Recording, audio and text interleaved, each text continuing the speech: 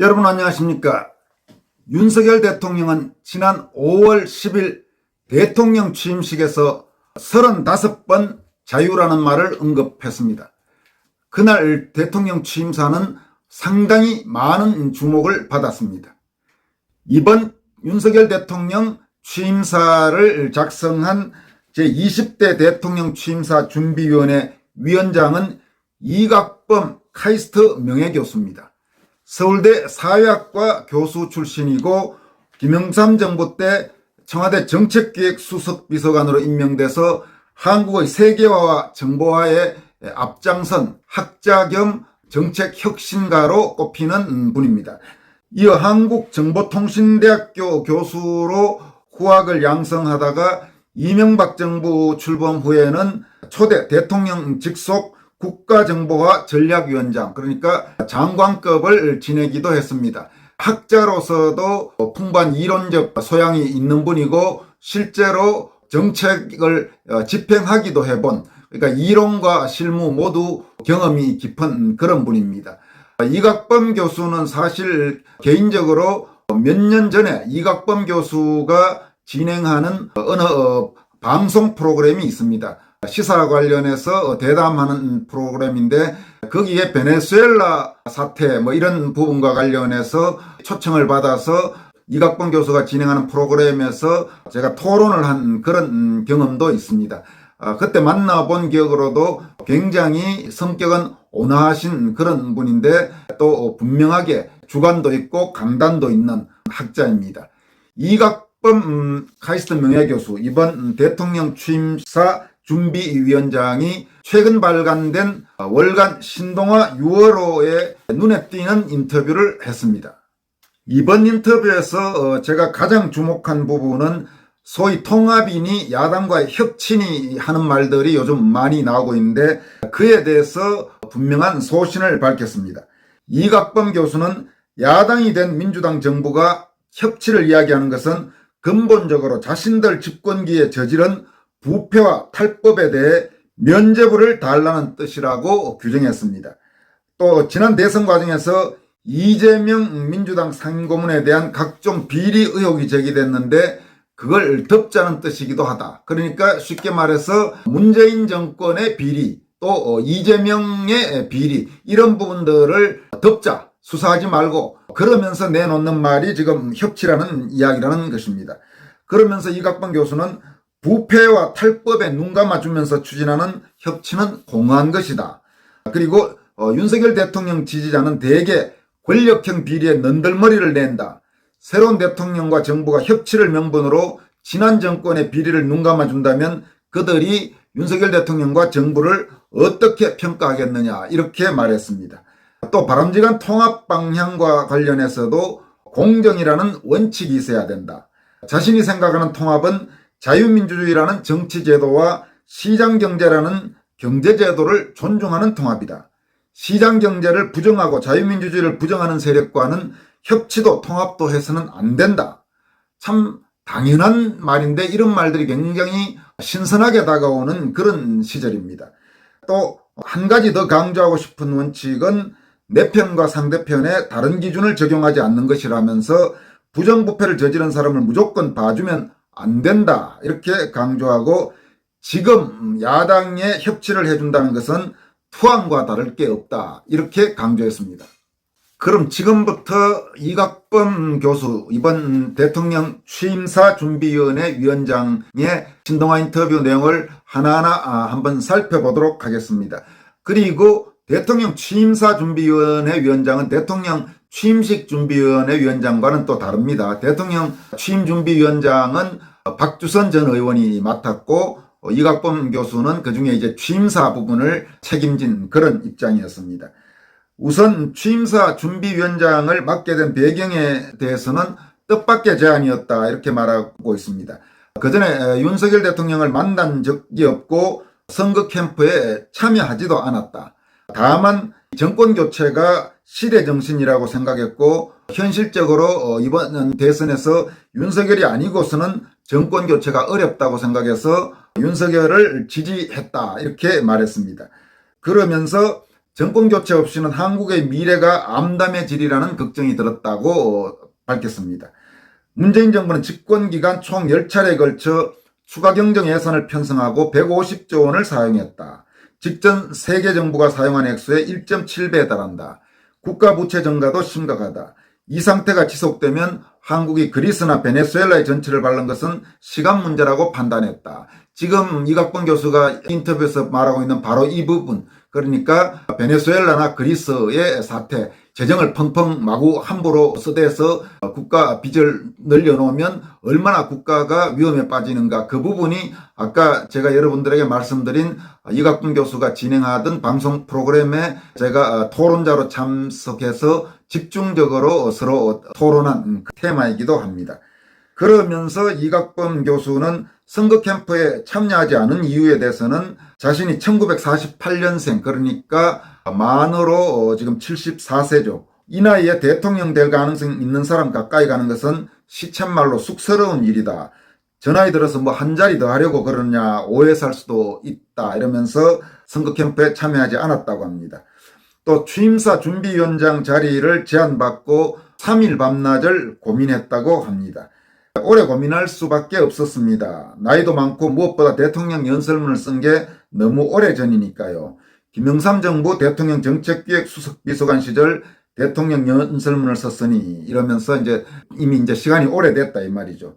게다가 5년간의 국정운영 철학이 담길 취임사를 쓴다는 것은 정말 부담스러운 일이다, 이렇게 말했습니다. 이각범 교수가 이번에 대통령 취임사 준비위원장을 맡은 것은 아무래도 YS 정부에서 청와대 정책기획 수석, 또 MB 정부에서 국가정보와 전략위원장을 맡았던 경력이 관계가 있는 것으로 보입니다. 실제로 맡기로 한 뒤에 박주선 취임식 준비위원장이 이각범 교수를 소개하면서 다음과 같이 밝혔습니다. 김영삼 정부 정책기획 수석비서관을 지내고 당시 이룩한 정보와 관련 혁혁한 공로로 인해 오늘날 우리가 일상생활에서 누리는 정보통신사회의 기반을 만드는 데 기여했다. 이후 국가정보와 전략위원장을 맡아 디지털 혁명을 주도했다. 이렇게 밝힌 바가 있습니다. 이각범 교수는 소위 정치권에서 말하는 10년 주기설이 깨지고 문재인 정권 5년 만에 바로 정권이 바뀐 데 대해서 정말 기적 같은 일이다. 국민이 깨어있다는 방정이다. 이러면서 다음과 같이 설명하고 있습니다. 지난 대선 결과가 기적인 이유는 문재인 정부의 행태에서 찾을 수 있습니다. 지난 정부만큼 선전선동에 철저한 정부도 없었습니다. 문재인 정부는 이른바 정보 발신력이 강력했어요. 행정부, 입법부, 지방자치단체에 미디어까지 장악했다. 이들의 활동 자체가 강력한 친여 메시지 발신이다. 독립적이어야 할 사법부와 준사법부인 검찰도 여권 마음에 들지 않으면 길들이려 했다. 이런 환경 속에서 정권교체가 일어난 것은 기적이라고밖에 말할 수 없다. 그렇습니다, 여러분. 정말 이번에 문재인 정권의 더불어민주당 정권 재창출이 깨지고 이재명 정권 출범을 막은 것은 정말 기적에 가까운 일입니다. 또 일각에서 윤석열 대통령의 정계 입문과 당선을 두고 정당 정치 실종 문제를 제기한다, 이렇게 질문이 들어가자 다음과 같이 밝혔습니다. 문재인 대통령이 임명한 검찰총장이 야권 후보로 출마해 당선됐다. 지적대로 정당 정치가 뿌리 내린 나라에서 있을 수 없는 일이다.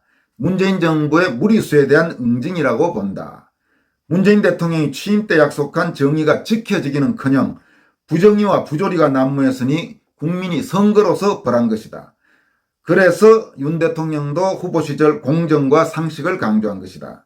그러면서 자신은 20대 대선이 촛불혁명보다 훨씬 더 강력한 시민혁명 내지는 명예혁명이라고 생각한다. 이해찬 전 더불어민주당 대표가 민주정부 20년 집권론 운운할 만큼 민주당은 강력한 집권 기반을 구축했던 반면 야권은 지리멸렬한 상황이었는데 정권교체라는 놀라운 일이 벌어졌기 때문이다, 이렇게 말했습니다. 그리고 문재인이 대통령 퇴임 직전까지 40% 지지율을 기록했다, 이런 물음에 대해서는 잘 이해가 가지 않는 부분이다. 문재인 대통령은 무능했다. 속된 말로 유체이탈 화법도 구사했다. 이런 대통령이 퇴임 직전까지 40%대 지지율을 기록한 것은 정상이 아니다. 이른바 퇴임 직전 검수완박, 즉 검찰 수사권 완전 박탈이라는 무리수까지 뒀는데 말이다. 이렇게 말했습니다.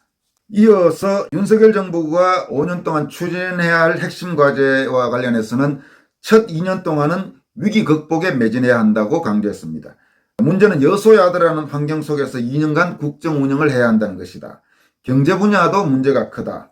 한국 잠재 성장률이 OECD 회원국 중 가장 빠른 속도로 떨어지고 있고, 반면 국가 부채 증가는 최고 수준, 가계부채 역시 심각한 수준이다고 말했습니다.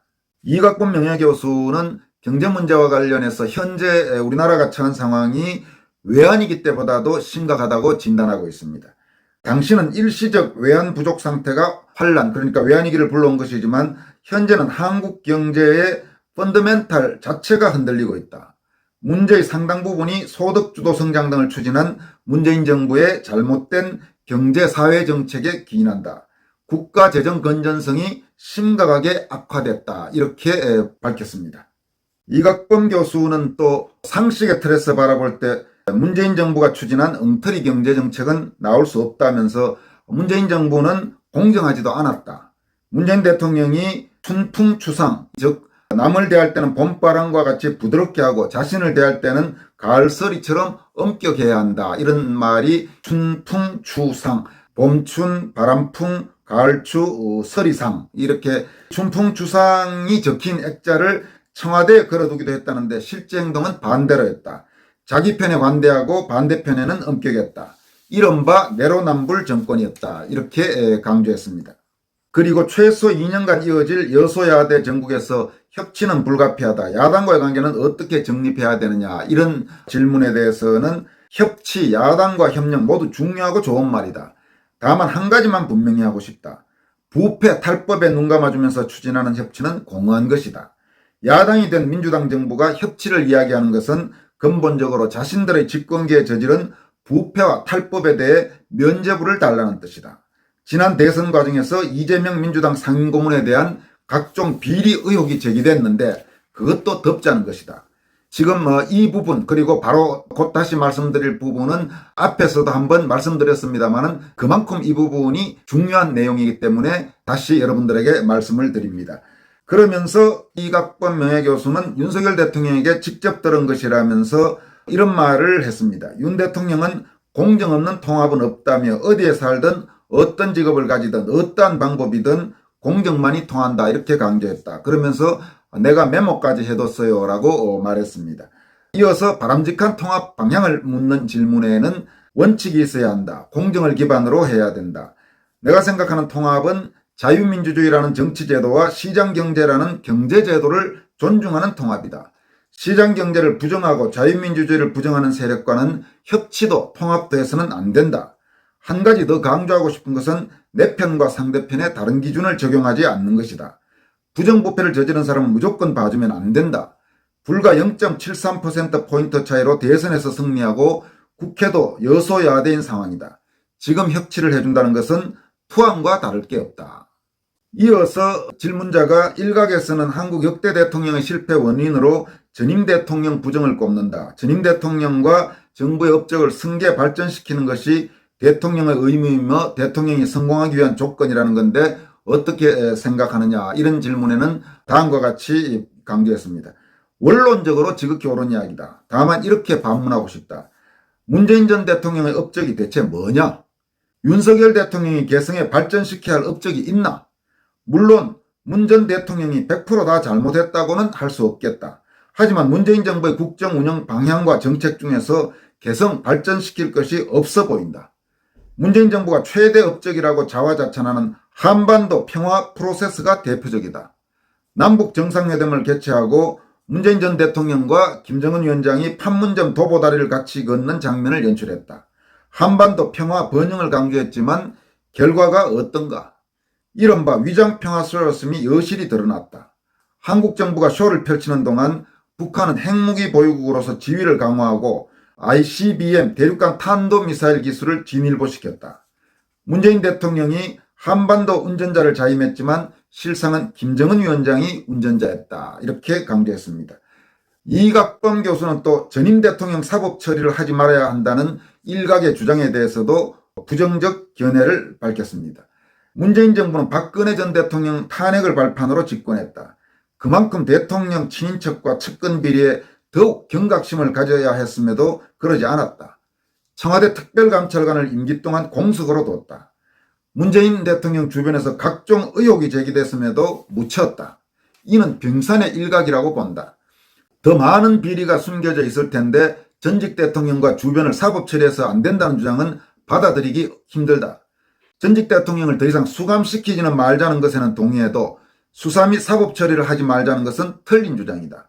엄정한 수사와 재판을 통해 잘잘못을 가려야 한다. 그러니까 제대로 권력형 비리, 문재인 정권에서 저질러진 권력형 비리에 대해서 철저한 수사를 해서 잘못이 드러나면 사법 처리해야 된다는 겁니다. 다만 이제 이각범 교수는 구속은 시키지 말자는 주장에는 동의한다고 했는데 아마 시청자 여러분 중에는 이 부분은 이각범 교수 생각과 다른 분들도 꽤 많을 겁니다. 또 윤석열 정부가 문재인 정부로부터 반면교사 삼아야 할 점을 질문받자 여러 가지가 있지만 문재인 정부가 가장 잘못한 것은 철저한 계파 정치, 당파 정치로 국민을 분열시켰다는 점이다. 또 퇴임을 앞둔 대통령이 차기 대통령을 비난하고 야유하는 선례를 남겼다. 이른바 알박기 인사, 알박기 정책을 시행해 후임 대통령에게 정치적 부담을 안겼고 대통령의 권력을 철저하게 사유하고 남용했다. 이 같은 잘못에서 교훈을 얻어야 한다. 이렇게 말했습니다. 또 질문자가 김대중 전 대통령은 취임 후 정치적 라이벌이었던 김영삼 전 대통령에 대한 정치보복을 하지 않았다. 정치보복을 하지 않은 유일무이한 사례로 꼽힌다. 김영삼 정부 인사로서 어떻게 생각하느냐 이렇게 물었습니다. 그런데 지금 이 부분에서 한 말씀 드릴 게 있습니다. 흔히 지금 한국 언론 이런 데서 특히 친 DJ 성향 인사들을 중심으로 DJ 때는 YS에 대해서 정치보복하지 않았다 이런 식의 주장을 하고 있는데 이거는 실체적 진실과 좀 다릅니다. 김대중 정부 시절에 제가 동아일보 동경특파원으로 일본에 있었습니다. 당시 김영삼 대통령, 전직 대통령이 일본에 몇 차례 와서 강연을 한 적이 있습니다. 그런 취재를 제가 도쿄에서 여러 번 취재를 했는데 그때마다 김영삼 대통령 YS가 한 이야기가 DJ가 집권한 후에 자기를 올가매기 위해서 주변을 샅샅이 다 사찰하고 YS가 아는 사람들 모두 세무조사도 하고 계좌 추적도 하고 별짓을 다 했다는 겁니다. 그러면서 여러분 기억이 나시는가 모르겠습니다만은 DJ 정부 시절에 서슬이 퍼럴 때 DJ한테 아무도 제대로 말 못할 때 더구나 DJ 정부 초기는 바로 외환위기 이후라서 언론이고 뭐고 전부 완전히 알아서 길 때입니다. 심지어 조선일보, 동아일보, 중앙일보 이런 신문들조차도 외환위기 직후에 1998년에 DJ가 집권했는데 2000년인가요? 김대중이 김정일 만날 때까지 완전히 알아서 기었습니다. 더구나 그때는 외환위기 직후라서 언론사들도 권력이 맘만 먹으면 바로 재정적으로 무너지는 시대였기 때문에 제가 생생히 기억하죠. 전부 알아서 길 때인데 거의 유일하게 DJ에 대해서 정면으로 비판했던 인사가 YS였습니다. 그런데 DJ가 왜 그럼 직접적으로 YS는 못 건드렸느냐. YS는 DJ가 건드리기에는 너무 무서운 사람이고 YS는 여러분 알다시피 박정희, 전두환 이 정부에서도 싸워야 될 때 사실은 가장 강도 높게 싸운 야당 투사가 YS입니다. DJ는 별로 안 싸웠습니다. 도망가고 이랬지. 사람들이 착각들을 하는데 연세 좀 드신 분들은 다 기억하실 겁니다. 가령 2.12 총선 같은 경우도 그걸 신민당 돌풍을 주도한 것은 YS지 DJ 아니었습니다. DJ는 그때도 선거 막판까지 신민당과 그 전에 민한당 사이에서 약간 양발을 걸치고 있었고 그랬습니다. DJ 정치 스타일이 그런 스타일인데 그래서 DJ가 YS에 제대로 무슨 사법 처리니 못하죠. 만약 그걸 하면 YS가 바로 반격을 하면 DJ가 견뎌낼 수가 없습니다. DJ는 YS하고 싸워서 잘 못 이기는 스타일이죠.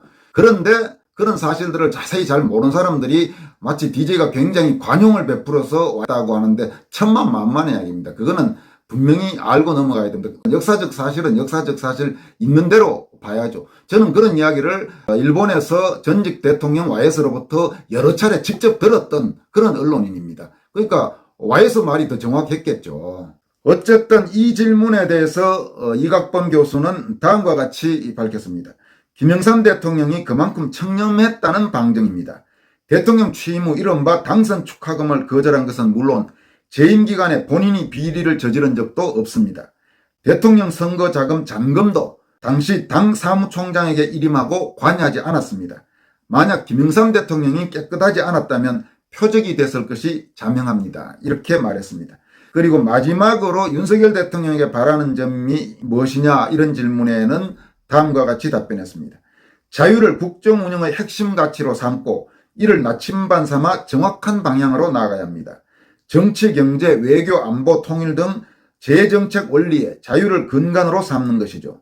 경제 분야에서는 자유시장 경제 제도 중심 경제정책을 시행해야 할 것이고, 외교 안보 분야에서는 자유주의 우방들과 유대관계를 강화해 북한, 중국 등 전제주의 국가와 맞서 싸워야 합니다.